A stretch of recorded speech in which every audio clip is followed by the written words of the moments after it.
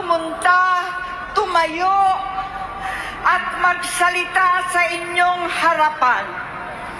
Pero noon pa man, alam kong walang madali kapag ikaw ay Marcos.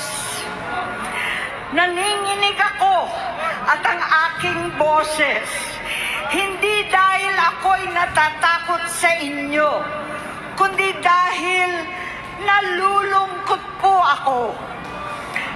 Ipagpaumanhin ninyo kung sa gitna ng pagsasalita ko, ako'y hihinto, hihinga dahil sa bigat ng aking kalooban.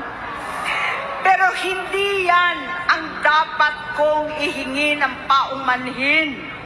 Hindi yan ang kasalanan ko sa bayan na dapat ihingi ko ng tawad.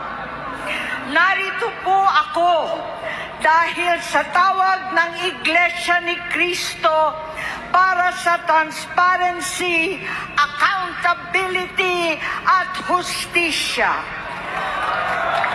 At dahil sa tawag ng sarili kong konsensya, bilang senador, bilang kapatid, bilang Pilipino. Bata pa lamang kami ni Bongbong, alam na ng buong pamilya ang problema sa kanya.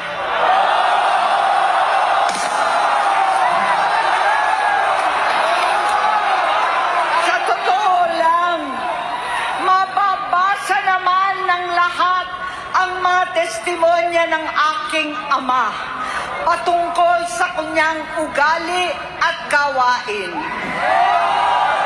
Dahil may tatay pa kami, hindi ko pa siya responsibilidad. Noong tumatanda, ay mas naging nakakabahala. Batid ko na nagda-drug siya.